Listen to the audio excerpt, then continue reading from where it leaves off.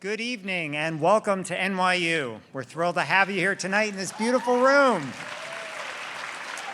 But NYU has more to offer the environment than just this beautiful space. Our commitment has been long and lasting. You might have seen us last month in the New York Times for our renovation of a first-year student residence on 5th Avenue, Rubin Hall, fossil fuel-free, comfortable, healthy, and maybe the largest passive house retrofit in the world. We helped the city of New York set up the carbon challenge for buildings in 2007. We promised we would cut our emissions 30% in 10 years. We did it in just 5 years. We're now at over 40% reduction. It's the carbon equivalent of planting all of Manhattan, all of Brooklyn, and half of the Bronx in trees. And we're not stopping there. We're one of the first signatories of the New York City Plant-Powered Carbon Challenge. We're going to cut our emissions from our food purchases 25% by 2030. And we were one of the sanitation department's first pilot sites for waste containers. So we're doing these things to walk the walk, but of course, we are a university. Our faculty are our heart. Over 500 NYU faculty are helping the city with leading the New York City panel on climate change, policy on green buildings, energy, food, environmental justice, transit, safe streets, and more. And the thousands of students. Raise your hand if you're an NYU student. Hi, it's good. Yeah, good to see you here. You're going to go out and do great things, right? We care about the future. And it's so important, and why I'm so excited to be here tonight is because a New York City mayor who cares about the environment can do so much. I know that because we partner. We could not do what we do were it not for our partnerships with nonprofits, NGOs, other organizations, and yes, state and local government. Whereas a mayor who turns their back sets us back on our quest for a more sustainable future for us all. So while I'm grateful to all of these candidates who dutifully slog through so many of these forums, this is the one that's most important to me. And in this time when we know local action is incredibly important, I could not be more excited to hear what they have to say tonight. So I turn things over to Julie to get us started, and welcome to NYU. Thank you.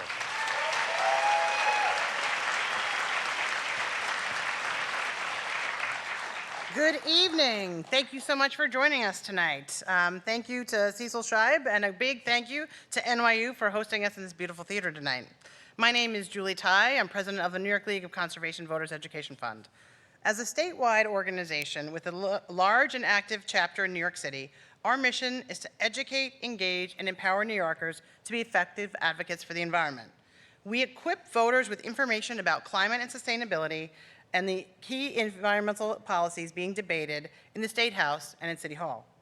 One thing we can all agree on is that every New Yorker deserves clean air, clean water, and access to open space.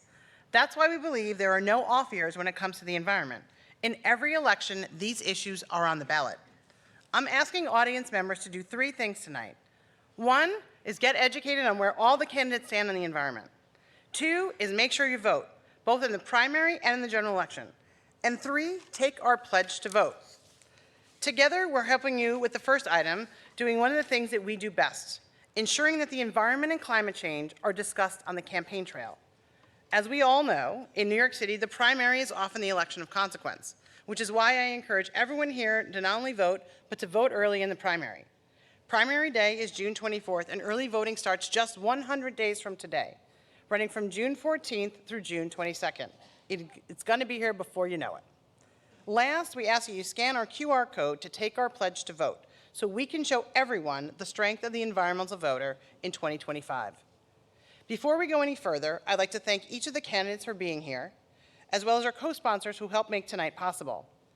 Urban Green Council, Natural Areas Conservancy, Regional Plan Association, New Yorkers for Parks, the Nature Conservancy, Rebuild by Design, Waterfront Alliance, Transportation Alternatives, Solar One, We Act for Environmental Justice, the Trust for Public Land, and the Climate Reality Project. In case you weren't sure, New York City has a very vibrant environmental and climate movement. Yeah, I think that deserves praise. I want to give a shout out to Cecil and NYU's Office of Sustainability for that great list of projects that you've been doing and all the leadership you continue to show. Thank you for that. We appreciate you trying to get to carbon neutrality by 2040. It's going to be hard, but we know you're here for it. And why is it important that NYU is doing that? Because when big institutions like NYU and SUNY do this, others follow suit. The same goes for New York City, whether that's funding parks, being the first in the nation to implement congestion pricing, curbside composting,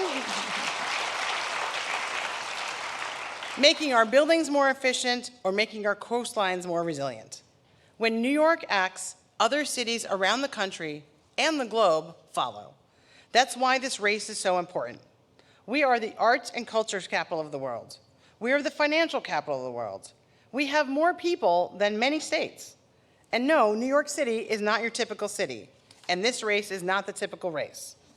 While the federal government may be the proverbial elephant in the room, it is the decisions and policies of the mayor that determine so much of our everyday lives. I know we're really excited to hear about what these candidates have to say, and we're going to cover a lot of ground, from parks to waste to climate resilience and much more. We have so many topics and so many candidates, it's a lot to handle. That's why we have a moderator who's as tough as she is smart.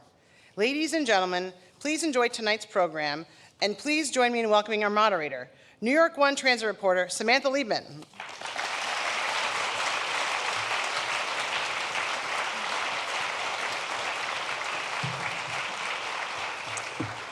Thank you so much, Julie. That was too kind. And thank you all for joining us. Thank you to NYU and to Cecil. On that note, we are at an education establishment, and NYU is the gracious host tonight. And as a university that is committed to providing an environment where its students, faculty, and employees can learn, engaging in behavior that disrupts others' pursuits of their educational objectives is a violation of NYU's conduct policies. So our respect for the participants in tonight's event, as well as your fellow attendees, we urge everyone to refrain from making noise during the entire presentation, other than when directed to applaud by myself, so we can all learn together. And on that note, I want to introduce our participants tonight. We have former Assemblymember and DNC Vice Chair Michael Blake, City Comptroller Brad Lander, come on out, State Senator Zellnor Myrie, State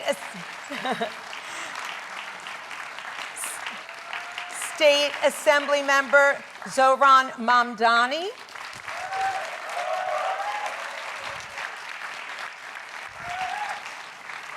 State Senator Jessica Ramos,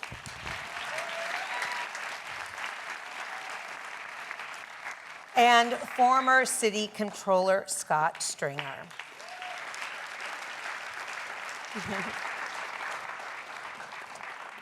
Thank you so much for joining us tonight.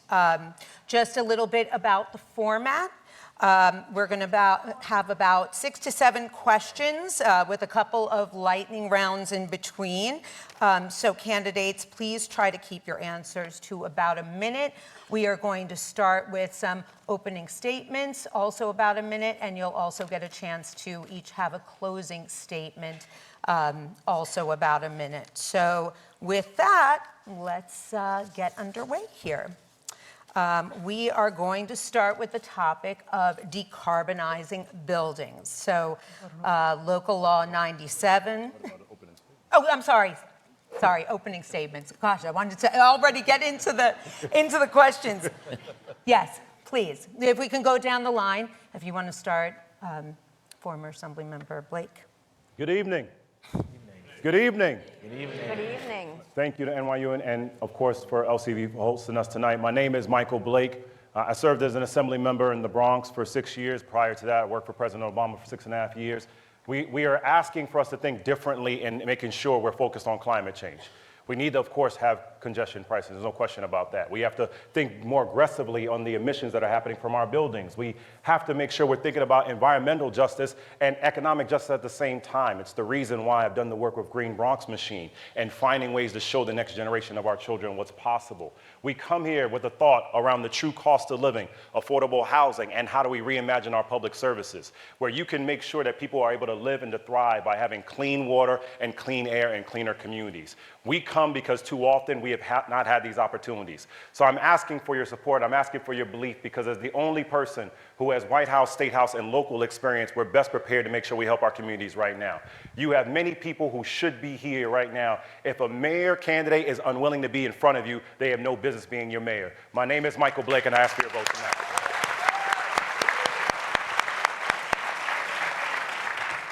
Good evening. Thank you, Samantha and Julie and Cecil. I'm New York City Comptroller Brad Lander, and I'm running for mayor to deliver a safer, more affordable, more resilient, and better run city, and to make sure New York City is a bold leader on climate and public health in face of the devastating rollbacks we are seeing in Washington.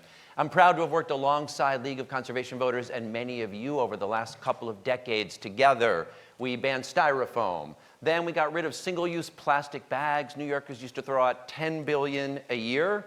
But you may remember that bill we passed together was nullified and delayed 4 years by none other than former Governor Andrew Cuomo. That's 40 billion single-use plastic bags on him, all right? As Comptroller, I completed the fossil fuel divestment begun by Comptroller Stringer and set the boldest net zero plan. We're going to have fossil fuel net zero emissions by 2040. And when congestion pricing was put on pause, I worked together with you to convene the coalition of lawyers and advocates that brought the lawsuit, that got it implemented before Donald Trump could become president, and what a great success it is. That's the kind of leadership we can have in New York City on climate if we've got a mayor with a clear commitment and a demonstrated record of results. Thank you.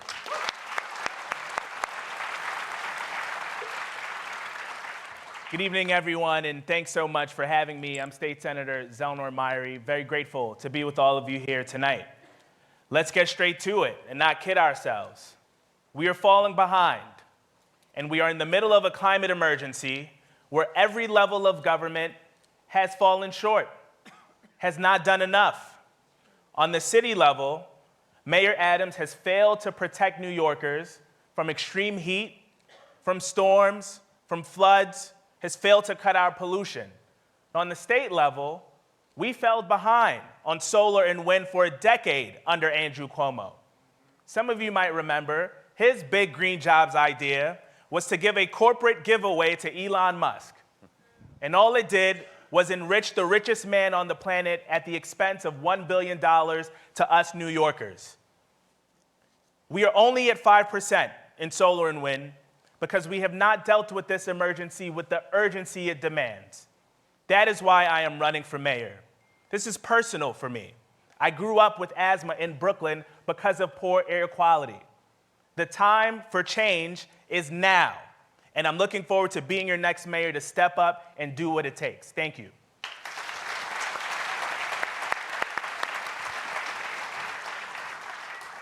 Good evening, everyone. Evening. My name is Zohran Mamdani. I'm an assembly member, and I'm running for mayor to make this city more affordable and to take on the existential crisis of our time, climate change. That has animated the work that I've done in the Assembly, where I helped lead the fight to pass the Build Public Renewables Act, legislation that would enable the state to build publicly owned renewable energy, all the more necessary in a time where the private market is failing us in fulfilling the goals of the CLCPA, and Washington is in retreat.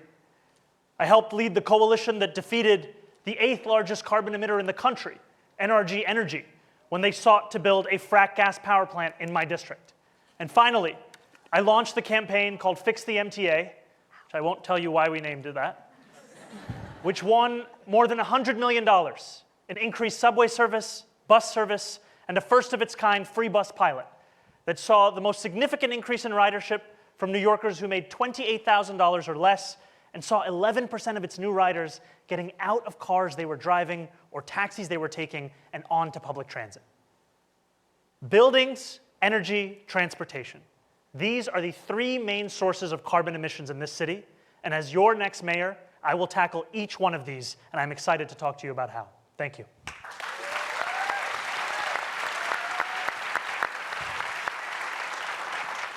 Good evening, everyone. My name is Jessica Ramos, and I am proud to be the League of Conservation Voters environmental champion in the New York State Senate last year in 2024. I'm proud of my 100% scorecard because we've been working very hard to reverse the damage that consumer behavior has done on our environment. I, too, helped lead the movement to ban the NRG peaker plant from coming to Astoria. I have been pushing for a Jobs and Housing Act to help many of our housing developments comply with Local Law 97 and others. And as chair of the Labor Committee, I have made workforce development a key factor and have championed a lot of funding, millions of dollars for apprenticeship programs and the Cornell Climate Jobs Institute so that we can make sure that we're building the union climate economy that we need in order to save our city and our planet. I was at City Hall in 2017 when then President Trump had removed our country away from the Paris Agreement and watched former Mayor Bill de Blasio make sure that our city renewed its commitment to climate and to our communities. I know what to do when I come to City Hall as your mayor on day one in order to help us curb our behavior, make sure that we are helping all of the emitters be responsible for their wrongdoing and help everyone be able to comply with a lot of the unfunded mandates that have been put forth by the City Council and City Hall. There's a lot that we can do together. I'm proud to represent an environmental justice community on the front lines where we were ravaged by Hurricane Ida, and I want to be able to help our entire city move forward towards waterfront resiliency so that our open spaces are available to everyone. Thank you.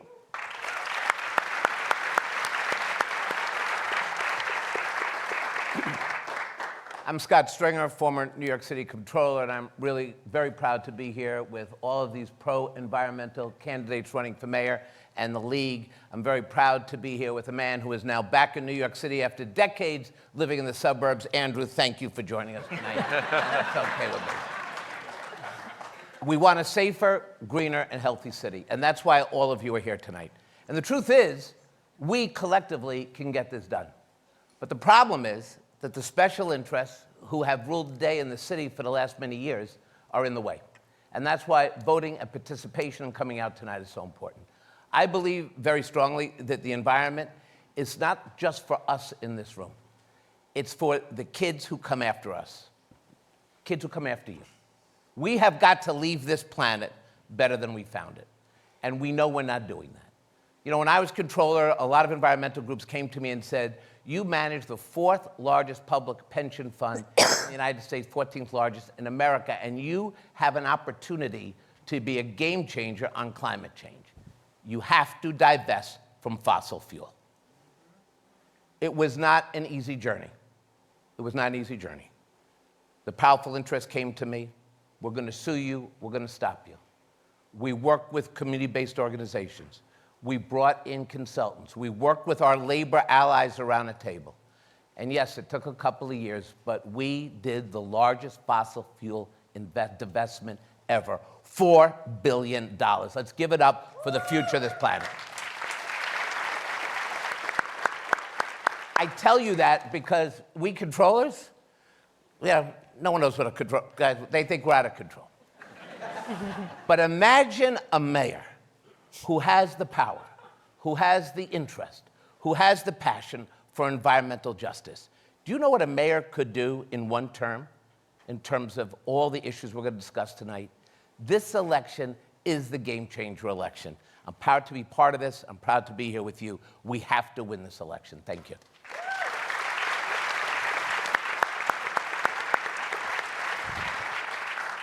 All right, thank you so much. So you have an idea of what we're going to talk about first, which is Local Law 97.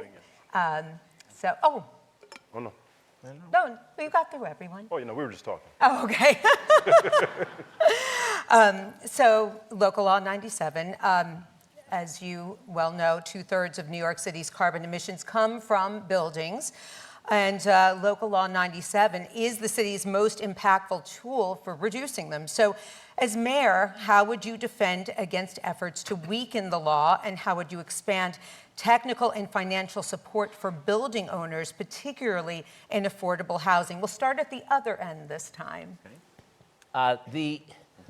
Local Law 97 is one of the most important environmental laws on the books currently being implemented.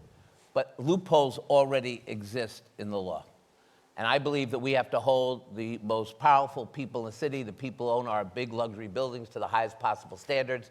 I don't think the answer is skirting responsibility by trying to use rec credits. I think we have to close that loophole. But I also think we have to recognize that to implement this law is going to take a lot of effort by the city to help small owners, affordable co-ops, people who are struggling to navigate the law with no help from City Hall. We have to help them, and we have to give them the tools they need.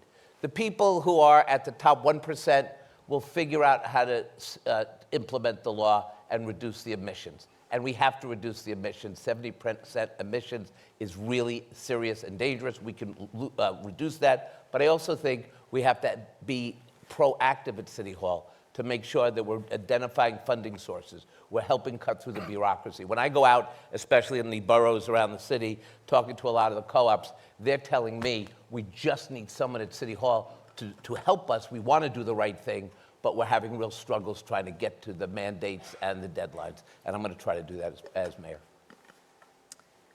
Well, I too believe that a lot of the homeowners and co-op owners have been having trouble figuring out how they can maintain some financial solvency and address our climate needs. And this is why I've introduced legislation in the state Senate called the Jobs and Housing Act, which I alluded to earlier, which would leverage taxpayer dollars and union pension funds so that our co-ops can dip in order to hire good faith contractors to help them do the remediation that's needed. And I've been touring developments like Penn South here in Manhattan, Electchester out in Queens, Co-op City in the Bronx, and so on and so forth.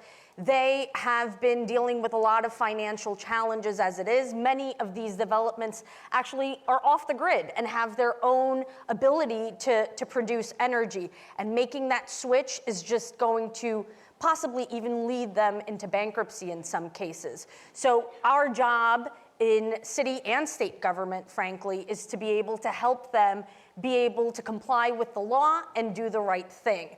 I hope to win some money in the budget this year in the Senate. That's why I've been there every negotiation, every step of the way. But this is also something that I would be able to do outright as your mayor, and why I'm asking for your support so that we can get serious about reducing building emissions and put ourselves on a better path towards achieving the carbon neutrality and renewable energy sources that we need.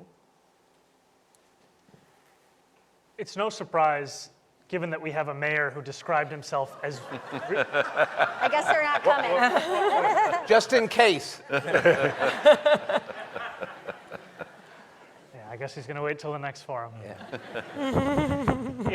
It's no surprise, given that we have a mayor today who has proudly described himself as real estate, that he has led the fight to create clawbacks in Local Law 97, to create loopholes. And what I will do as the next mayor is to ensure full implementation of this law. And I believe we have to do that by taking on some of those in the real estate industry who are hell-bent on destroying this law, and also by ensuring that the city provides the strong assistance that is necessary for so many New Yorkers, like those that have been discussed already, who have also told me that it's cheaper to pay the fine being out of compliance than it is to actually get into compliance. And that is not the goal that we have of this legislation. The goal is to tackle the carbon emissions of buildings, the #1 source of carbon emissions in our city. And we need to use every single power that the city has, both through the funding that we have, the procurement power, the leverage, to ensure that we are making it the easiest thing to do is to comply with this legislation. Yeah, I think in addition to implementing Local Law 97, ensuring that the loopholes do not undermine the principles of the law, I think we got to utilize the property that the city already owns. We are investing capital in equipment that uses fossil fuels. I'd like to end that as the next mayor. We have efforts underway for school electrification. I'd like to reinforce that. Every building of a new school should be 100% electric, but we also have opportunities in the current schools for electrification. I'd like to pour into that initiative. And I also think that we have an opportunity to examine all of our city property to see what can host renewable energy. I'd like to commission a feasibility study to ensure that we are examining the entire landscape, utilizing what is already public land so that we are fighting this crisis with every tool we have. In the City Council, I was proud to be one of the earliest supporters and co-sponsors of Local Law 97. It is nation-leading law, and we've got to make it implemented effectively. That's why, as Comptroller, I did a study on this loophole, the Renewable Energy Credit or REC loophole. No building should be allowed to satisfy more than 30% of its requirements with RECs. And look, we have to stand up to especially the commercial real estate industry, which is going to try to weaken this law. That's why I don't take contributions from real estate developers, because I want you to know I am working for you. It is not hard to imagine that the first thing Andrew Cuomo would do here is strip out the requirements that large buildings comply with Local Law 97. That's the kind of thing he did as governor. It's the kind of thing he would do as mayor. It is not what I will do. Now, for supporting residential buildings, co-ops, affordable housing, three things. Better use of the J51 tax credit, which could go specifically for the kinds of renovations and improvements we're talking about that save money over time by reducing energy, a green affordable housing fund focused on affordable housing, and a program I hope to get to talk about a little later called Public Solar NYC, which will use city capital to put solar on the rooftops of buildings.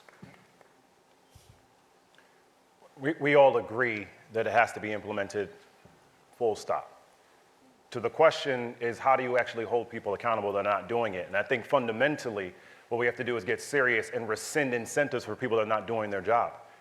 Why should someone continue to have a tax credit? Why should someone have licenses? Why should someone be able to do work in New York City if they're actually not making sure we're alive and have environmental protections?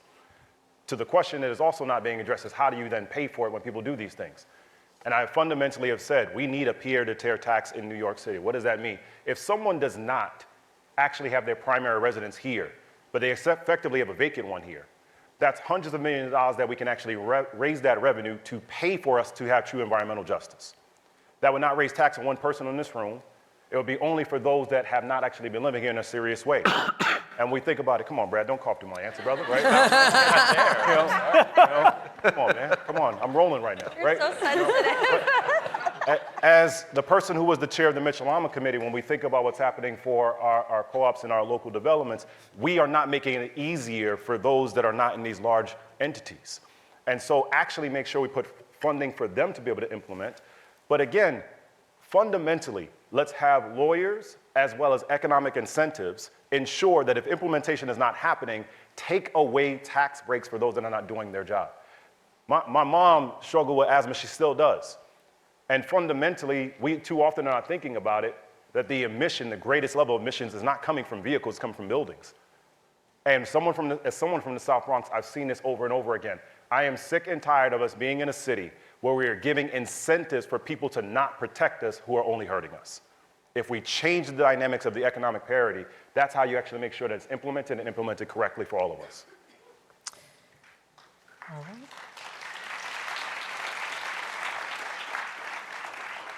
So speaking of automobiles, we're going to move on to transportation and EV infrastructure. There obviously isn't enough in the city to encourage people to make the switch to electric vehicles or even fulfill Local Law 120. which is going to ensure that all school buses are electric by 2035. So how would you build out the electric charging vehicle infrastructure, and what steps would you take to achieve it? We'll start with State Senator Ramos. Oh, thank you. Really keeps us on our toes. Call it out like that. That's good. You know, the polluters should, be kept on their toes.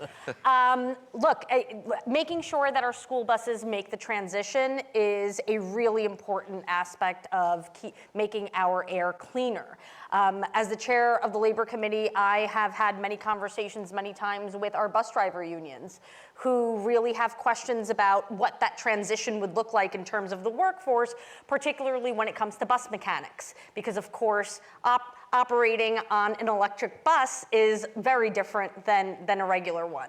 So where I want to make sure that we have the appropriate and smooth transition is making sure that we are supporting a workforce that has the technical skills that will bring us to that level of clean energy that's possible. I'll tell you, the Department of Labor has been hanging on to just transition money, millions of dollars, I think like $25 million for a few years now, and even helping our utility workers transition and acquire new skills to actually know how to manage the new type of plants that we want and the battery storage that we need is critical. So that's really where I think we have to be able to provide the supports for the new fleet of electrical buses that we'll need to purchase as a city, and as we help the private sector and the private bus companies also transition, because it's a must.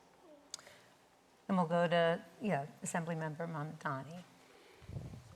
I think that there is so much more that our city government can be doing to ensure that we follow the mandates such as the one that you discussed with regards to school bus electrification. I also think that in this moment, we have to turn the page on Eric Adams' mayoralty. And what I mean by that is this is a mayor who, using the language of taking on the climate crisis, created a loophole to allow Teslas to flood the for-hire market in New York City. And what I believe is that our answer cannot simply be transferring from the cars that we have to electric cars. We have to also understand that public transit is the greatest tool that we have to take on the climate crisis. And instead of subsidizing the influx of even more vehicles in our city, what we need to do is to make our public transit the most obvious choice, the one that is the most reliable, the most accessible, and the most affordable. And we know that when you take the train or when you get on a bus, that is so much better for the environment than when you go in a car, whether it's yours or it's a taxi. And we know also that the MTA represents 40% of all public transit trips in America. And if we make a decision, we lead this country in the example that we are setting. And what we need to do is to understand the successes of congestion pricing are not simply in the amount of money it has raised since it's been implemented, but in the amount of New Yorkers that have now come onto our trains and our buses as a result of faster buses, as a result of a more affordable train trip versus what they would pay in a car. And how do we build on that so that New Yorkers continue to understand that the cheapest and most convenient way to get around is also the best one when it comes to the climate crisis?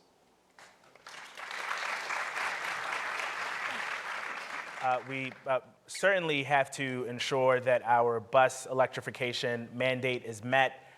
We have to ensure that we are paying the bus drivers a fair and living wage. And I think it's important in the face of a hostile federal administration. I mean, look at who the head of the EPA is, someone that New Yorkers are very familiar with. President Trump has already indicated that he wants to remove all of the incentives, all of the good work that was done in the prior administration for electronic vehicles. New York has to lead the way, and I think we have an opportunity to do that in the same way that we have a master streets plan that I'm sure we will talk about at a later time on implementation, there are bills in the city council now about doing the same type of planning citywide for renewables. And I think inclusive in that should be a plan for EV infrastructure. This is something that is worth the investment for the city. It is a job creator. It will create better options and incentives for people to use it. And I also think it leads to a larger conversation about where we're getting that from. Our grid is in bad shape in New York. And we cannot talk about the infrastructure without talking about the shape of the grid, and that conversation has to happen concurrently.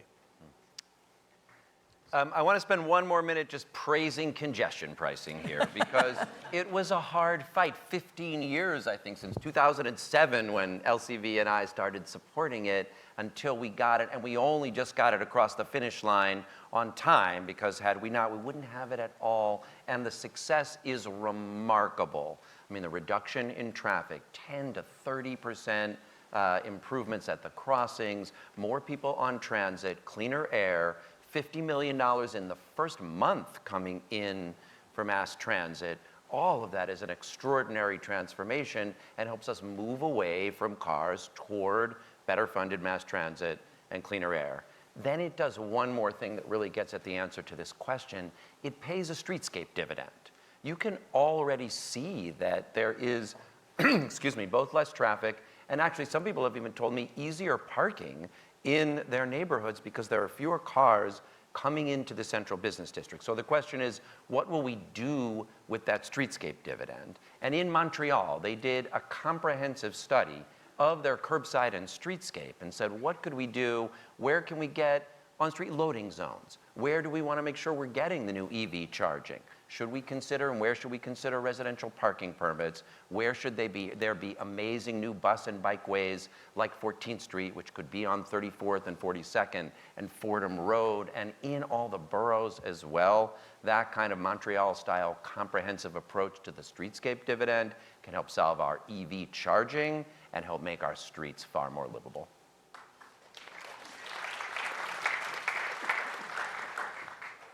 For us to make sure we have increase in EV charging, we have to reimagine the infrastructure of New York City. We effectively have a 1900 infrastructure here in 2025. And so in order for us to really address the question, we have to make sure we're doing this simultaneously. First, when it comes to mass transit, which is obviously a part of this to give us the space and ability to have more EV stations. If we actually make sure we go further with congestion pricing, we can have greater automation when it comes to our trains, which will make sure that we have more consistently and less delays, because people are sick and tired of having delays on their trains.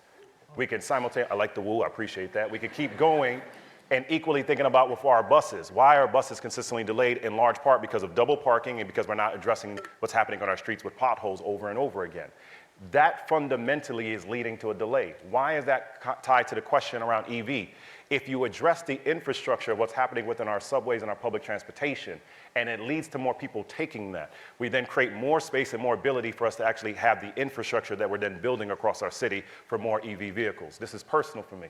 My oldest brother just retired from the Army. He was a sergeant first class. He now lives in Atlanta, Georgia. He drives school buses.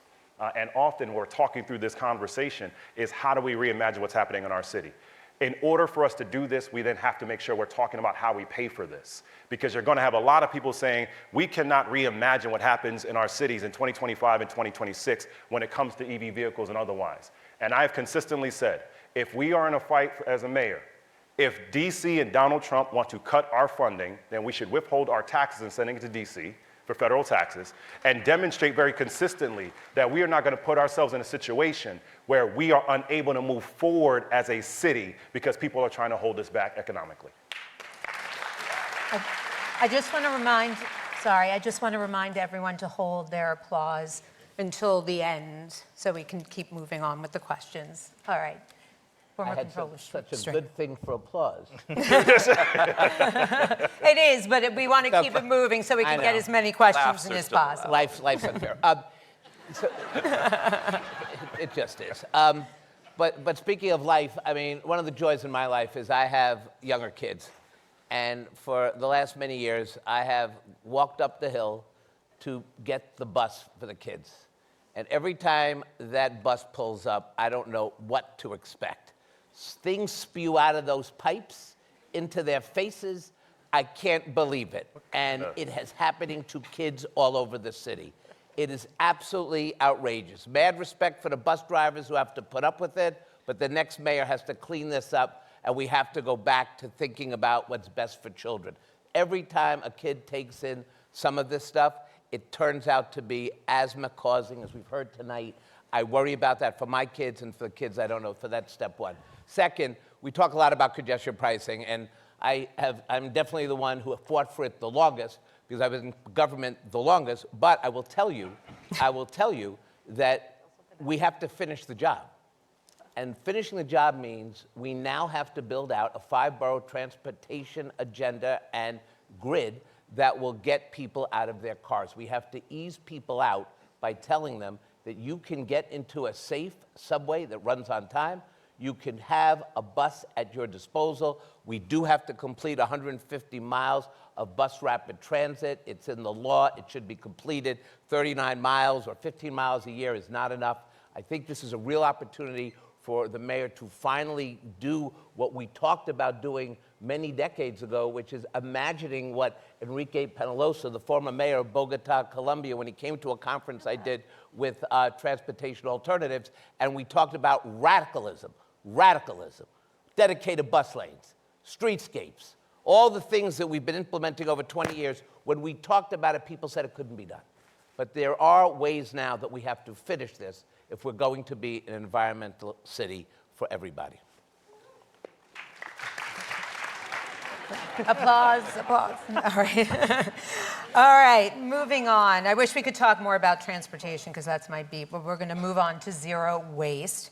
The City Council passed the Zero Waste Act in 2023, which mandates curbside organics collection programs, sets zero waste targets for 2030, requires annual reporting on zero waste efforts, and more. So how will your administration, if you are mayor, prioritize these laws? How will you increase participation rates for citywide residential composting and work to reduce waste and consumer demand and increase reuse, repair, and recycle overall? We can start with Assemblymember Mamdani. So I think that the Adams administration, in this one unique place, has taken some steps towards progress. And I would say, however, that my administration wouldn't be paying McKinsey $4 million to study how we should build a garbage can. Because what we have seen under this administration and under previous administrations is the hollowing out of public sector capacity and the replacement of it with private sector consulting. And it has inhibited us from actually living up to the spirit of so many pieces of legislation, such as the one that you described. It should be just as easy to put your recycling out, and yet we still are doing so in bags. It should be something that we are ensuring that every single New Yorker, no matter what it is that they are putting on the curb, it is doing so in a manner that is modern, that is befitting of the 21st century, and yet we are still moving at a piecemeal rate. And what my administration would do is build on these successes, build out the internal capacity, that which we've seen in past administrations, and finally deliver the curbside experience that every New Yorker deserves, whether we're talking about composting, recycling, or waste. Yeah, you know, I, like many of us, or all of us on this stage, been out trying to get signatures to get on the ballot. And you talk to voters, and sometimes you come across younger voters, and you ask them, okay, so if you were running the city, tell me the thing that you would like to change. And just 2 days ago, I was talking to a young child, could not have been older than 7 years old, and she said, I just want less trash. That's it. And I thought it was so simple, but something that all of us can relate to. And I think it's important for us to, unlike this previous administration, not do the budget dance and the budget yo-yos where composting is cut and then restored and then cut and then restored, instability so that we can't educate our homeowners and our commercial entities. We got to be consistent. We have to have truthful and accurate accountability on the budget front, and we got to be innovative. I think we are on our way to containerization. We are waiting for the appropriate funding. It has not come yet. There's going to be a pilot. I think that we should expand that. We should be bold about it so that we can get to the future that we need. First, I want to talk about two big things we did together that I mentioned in my opening. Not that long ago, our kids were eating lunches on styrofoam trays, and we had styrofoam all throughout the city. It never biodegrades.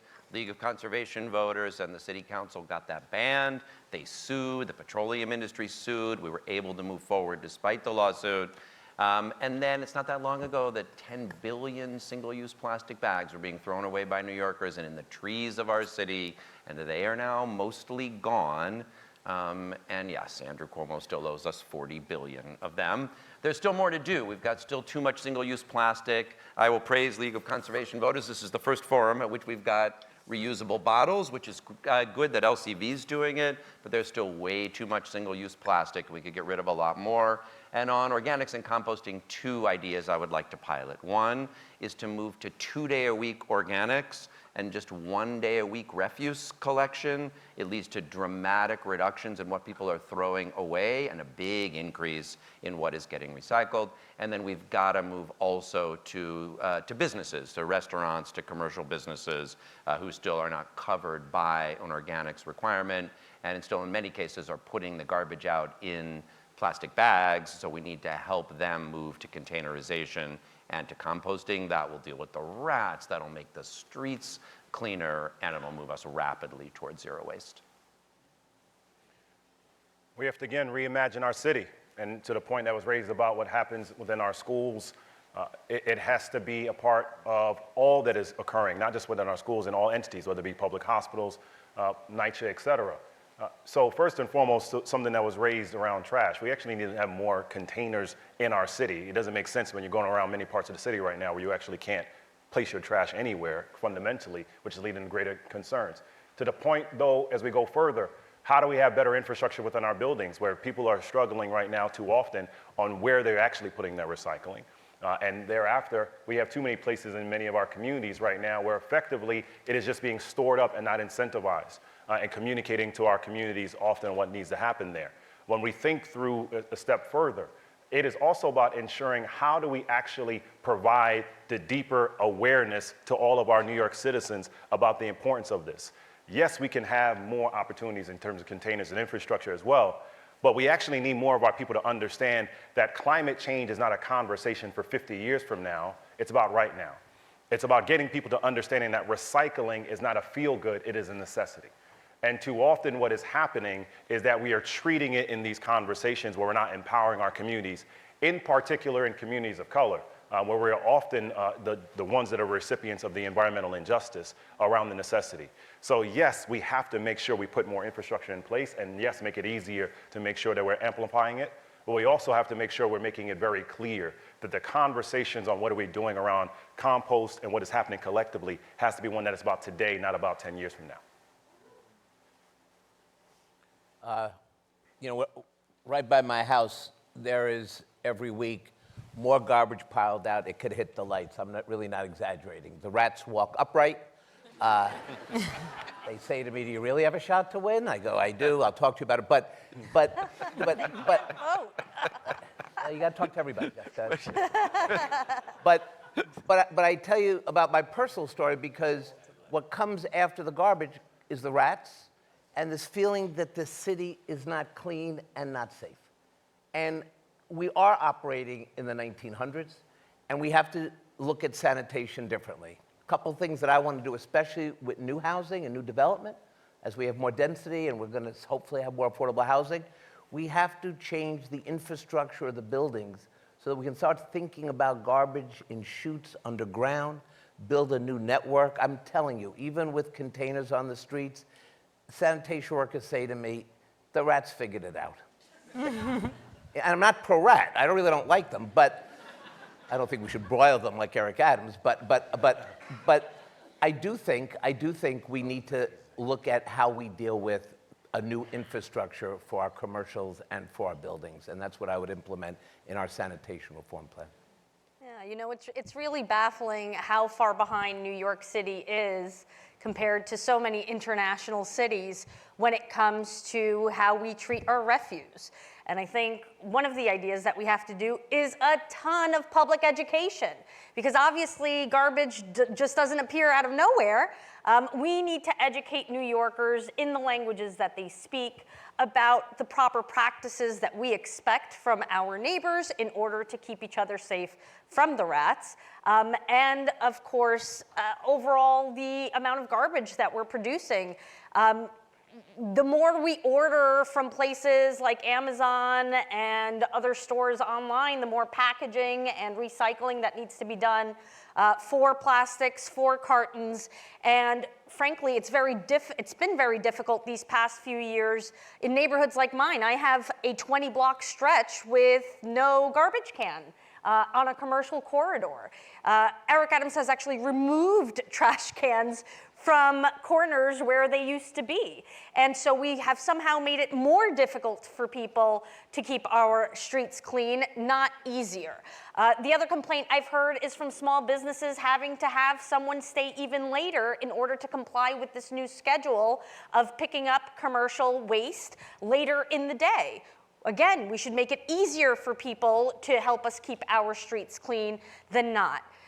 We also shouldn't be hiring cronies and focusing on no-bid contracts like Eric Adams has in enforcing everybody to pay $50 for a trash can from one of his friends.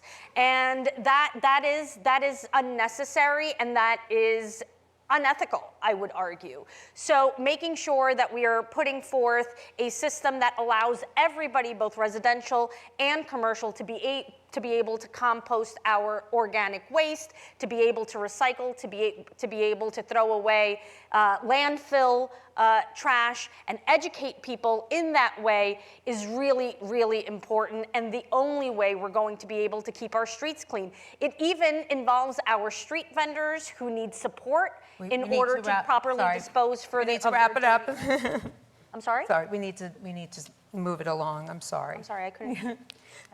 So we all know that extreme weather has hit the city very hard in recent years. Extreme heat and rain events, coastal flooding. So what is your plan as mayor to address these threats in terms of infrastructure? We can go down the line. Let's see, who are we up to?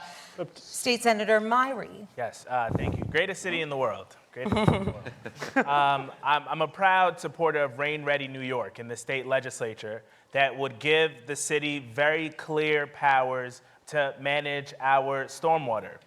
We have not experienced the amount of weather events that we are currently experiencing in the entire city's history. What used to be once in 5-year rainfall is happening 3 times a year. And we need to do a lot more, and we need to have the power to increase the building of porous pavement. We need more rain gardens.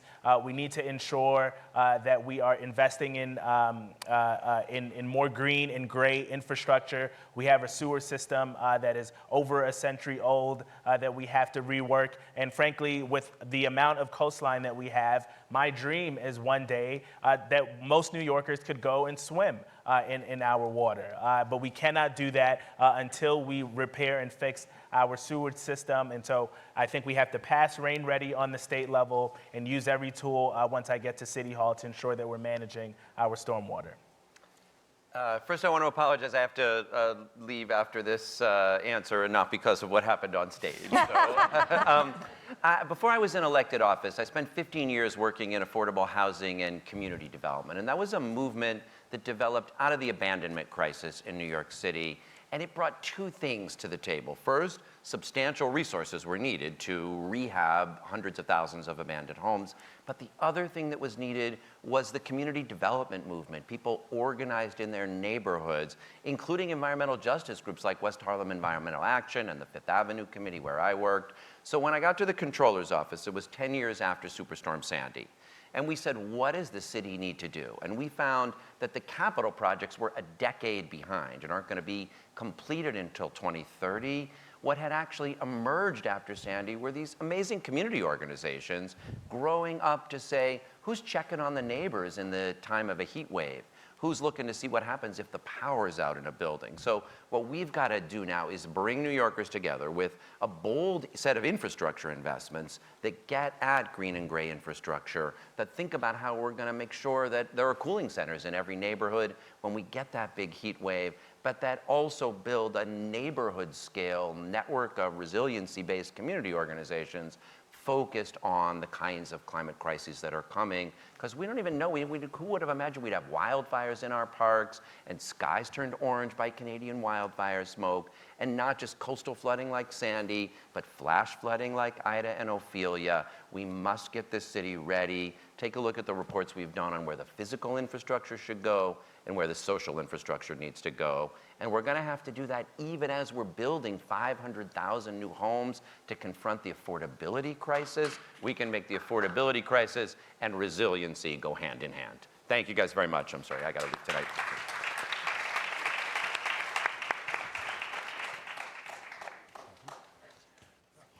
Resiliency is connected to climate justice and environmental justice. Somebody else.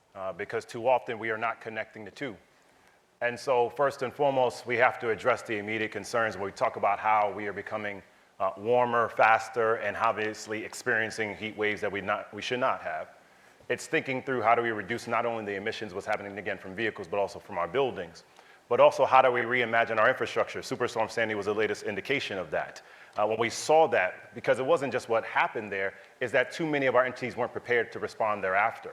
And we weren't allowing for our nonprofits to be supported within that regard. Take it a step further. All of us are going to talk through how we're on the right side of this. You need to elect someone who's articulating how they reimagine this. And there are things that I think we can do differently. For example, I think we need to think about how we rebuild playgrounds and also basketball courts at many of our communities, in particular our niche developments, so that the solar power can provide the power for those buildings in a much more reimaginative way. Why are we consistently having a scenario where we have these challenges that are happening? Because of people having these fires. Fires that are happening in the Bronx and other places. Why? Because people were cranking up their heat because they didn't have the ability because it was too cold in many other places. It is all intertwined. And so simultaneously to that, it's then thinking about how do we help our local entities be better prepared. We saw this again as an indication, not just for Superstorm Sandy, but thereafter. Resiliency too often is testing the resiliency of people who should not be able to do that in the first place. I am sick and tired of poor and black and brown being asked to embrace so much right now, as opposed to how do we actually build infrastructure to help us on the forefront. Lastly, because I know we're going quick on time, I saw it throughout COVID. We endured this regularly throughout our communities in the South Bronx. We were asking people to figure out ways on how to do this. It's hard to tell someone to have social distancing when they have intergenerational homes that are there, but you're also not having the chance to address it because of heat and hot water as well. And so when we think about how to address resiliency, it's about rebuilding from affordable housing as well as commercial so our city and our infrastructure can ensure we can actually have a 21st century economy that is actually environmentally safe. When Superstorm Sandy hit, I was Manhattan Borough President. It will be a night I will never forget. When the storm came, the storm surge came, it came to Lower Manhattan mostly, into all of the public housing developments. Seniors and older folks were stranded because the elevators went out. People who got out of the buildings couldn't get back in to get their medicine. The city had no plan. And that was just Lower Manhattan. As I helped my neighbors and colleagues around the city in the ensuing weeks, it was becoming clear that the city was paralyzed to, one, help people get back into their homes and rebuild, and what they relied on were high-priced consultants who handled people's paperwork to get their homes renovated and back online and work with insurance companies. And insurance companies were talking to consultants who were talking to consultants. We know because when I became controller, I went back to every single community and I did a public hearing and let people come and talk about their own experiences. And what I learned then was that we had to have a plan for what is going to be the next big storm. And we worked on that when I was controller, and at the time, everybody bought into a plan. What's the plan? We have to start looking at how we protect our wetlands, how we're going to deal with storm surge, how we're going to implement what I want to do as mayor is blue bonds so we can invest in our waterways to stop the surge. But most importantly, if a storm hit tonight, I'm telling you, the impulse of a mayor, not these folks, the impulse of a mayor would be to hire the best consultants that money could buy to do nothing to help the people who suffered.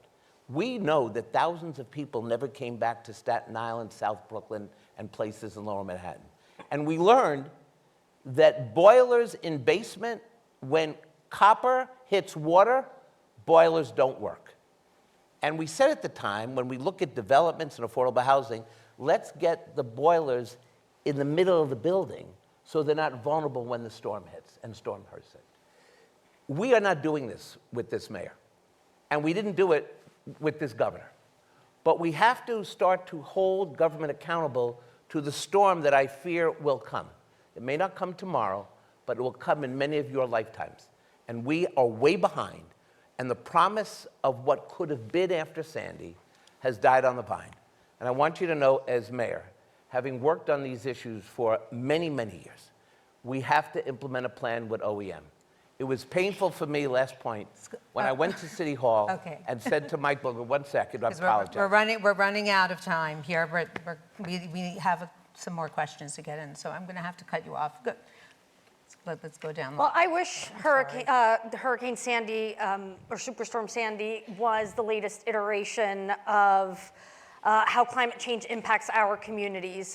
My community was ground zero for Hurricane Ida, and it was so bad that President Biden came to visit and declared us ground zero, helped many of our neighbors apply for FEMA funds and even apply for aid from the current comptroller's office, only to see every single one of their claims denied. And it's especially difficult when you're a homeowning senior who is getting flooded in September and loses their boiler just a few months before the winter weather hits, and nobody's actually helping you cover that cost. I've been fighting for a bad faith loophole in the state Senate because we also have to take on the insurance companies who have been no homeowner's friend and haven't helped people really mitigate for flooding. There's a lot that the city's DEP has to do in order to make sure that we're preparing adequately to mitigate for floods, making sure that our sewers and our catch basins are clear and free of garbage so that water has places to flow, making sure that we're incentivizing our homeowners to actually put grass down and not pave over our green areas so that there is more to absorb the water because it's going to go somewhere. And I have to say that in a community where we lost a few of our neighbors, including a baby who drowned during Hurricane Ida in a basement, this is also why we have to legalize basements and make sure that people have the right number of egresses. This is the reality of the affordable housing crisis. And making sure that we are keeping people safe is paramount to being prepared for not if, but when the next storm hits. Part of the reason why I'm proud to have committed to allocate 1% of the city budget to parks is that parks are on the front line of our resiliency efforts. And what we need to do is design more floodable parks, design parks that can actually absorb the kind of rainfall that we know is imminent. And we can do that by also embracing the natural ecosystems that present us with that kind of an opportunity, whether we're talking about oysters or we're talking about bioswales. There are a lot of ways that our city can wake up to the reality of the climate crisis as opposed to pretending to be shocked every few years when it actually occurs. And I think that this, when we look at, with Superstorm Sandy, we look at Brooklyn Bridge Park, which actually did this quite well and was relatively untouched at the end of that storm. Now, I think what we also have to do is, as was said by Zellnor earlier, the reality is we have a sewage system built for rainfall of more than a century ago. And we need to start to develop out strategies of dealing with that. And I've been quite excited by some of the pilot programs that I've seen take place across New York City, including on cloudburst technology that has been installed in a basketball court in Jamaica, where the surface is able to absorb the rainfall and soak it for up to 36 hours, let's say, such that we can give the sewage system a break between when it has to absorb the water of that moment and the water that is being held for it. This is the kind of technology we need to rapidly scale up across our city to ensure that we are actually prepared for what is the inevitable. And I do believe that we can do it, but for too long we've had city government that has shirked its responsibility and really shied away from understanding the level of leadership that is required to be leading this incredible city. I wish that we had more time for more questions because we didn't get to a lot of very important subjects, but hopefully you can address those in your closing remarks, including environmental justice and possibly lead pipes, public health. There's so much to cover, that relates to the environment, but you can have the time now to maybe address some of those things that we didn't cover in your closing remarks. So, I'm sorry. Oh, do you want to start, former Assemblyman Blake? All right, Yeah. Start and end again. Yeah. If we want to change the game, we have to change our mayor. And we come here tonight, all of us with the same vision that our city deserves better. And so it is our ask that when you think about how you rank your election and what's happening with the primary, if someone has not come before you right now, they should not be your candidate. My name is Michael Blake. I'm asking for the chance to be your mayor because we have served at all levels of government. We have served on the local level as a reverend. We've served in the state house and the assembly when I co-sponsored many bills that were aligned here. We've served in the White House. We focused on what happened with President Obama, and now we can reimagine what our city can be. If you want us to focus on what we can do around true cost of living, where we need to have a guaranteed income at a living wage, when you want to figure out how we can have universal child care, when we want to think about having a reimagination around housing in particular, that we should not have credit scores being used for rent or home ownership any longer, and when we think about on education, where we can have civics, financial literacy, and mental health, all of this is intertwined in the vision around climate change and what we want to do. If you believe in the vision of what we are laying out, I'm asking that you join us at blakefornyc.com. My name is Michael Blake, and I ask for the opportunity to be the next mayor of New York City. Thank you, everybody.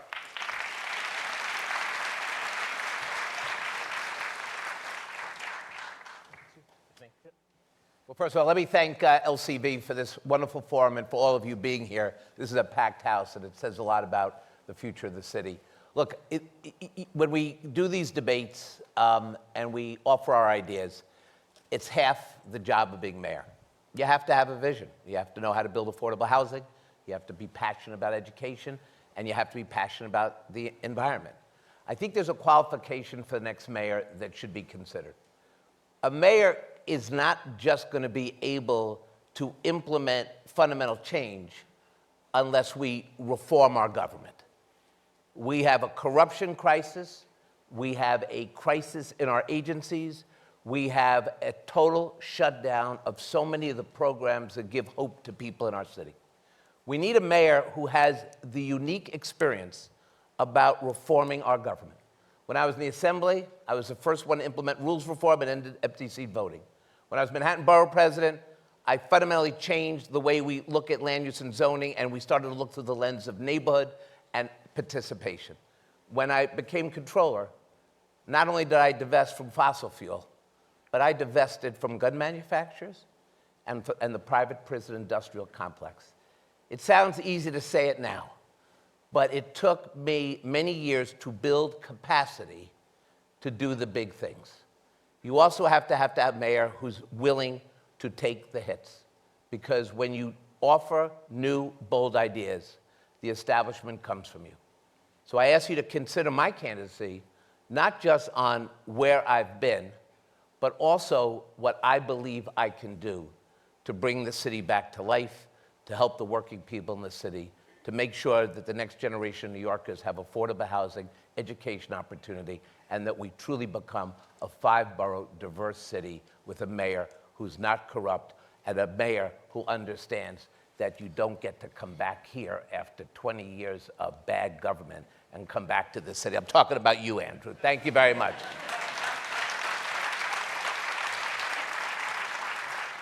Nearly every issue we can think of can be tied to our environment, and that's why we need leadership at City Hall that's really going to help lead our city into a new chapter that contributes and does our part in saving our planet because, well, there is no planet B. And so making sure that we are as resilient and as changing in our behavior as possible is paramount.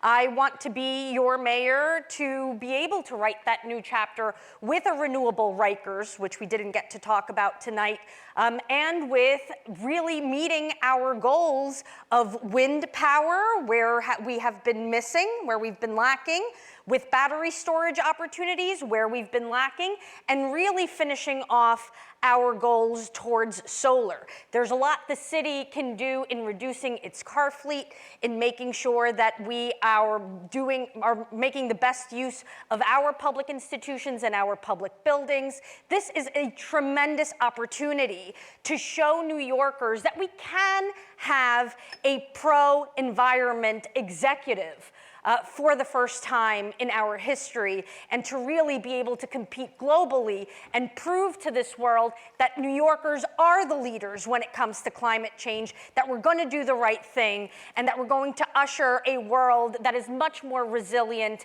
and aware of the impact that we human beings have on climate change. And I hope you join me on that journey. Thank you.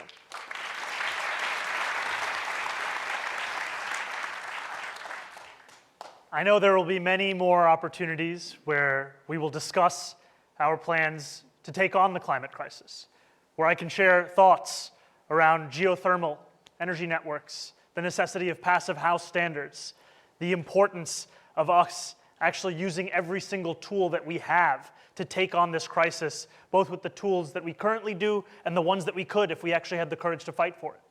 But ultimately, what this comes down to, what this moment is one where Donald Trump hopes that this city will give up on climate as a fight that is worth having.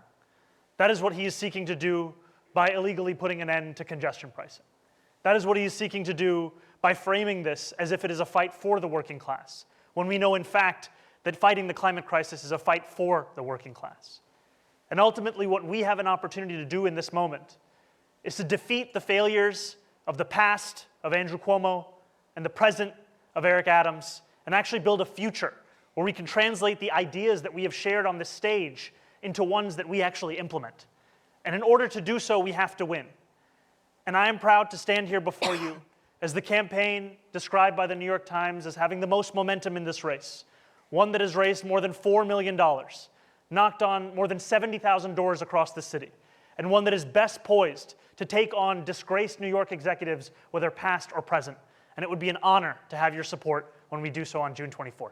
Thank you very much.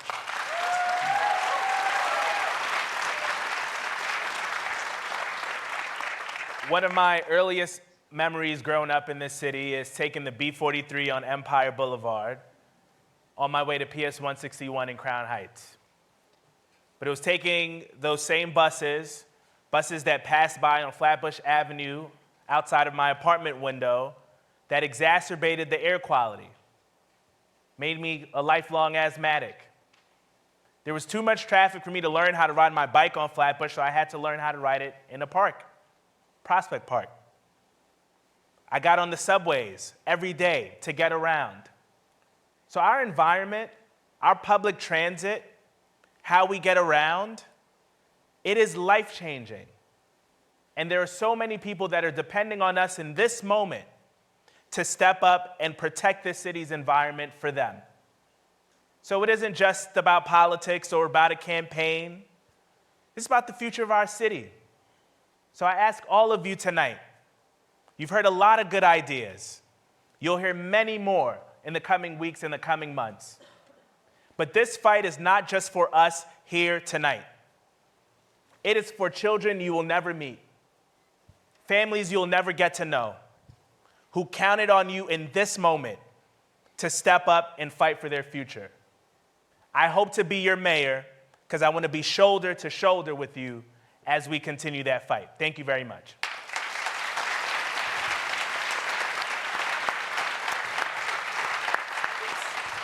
Thank you so much for joining us tonight. I'll hand it over to Julie. I want to thank all of the candidates who took the time to be here tonight. I think it's really important. We know there's a lot of issues we didn't get to. We had a very entertaining moment in the middle there.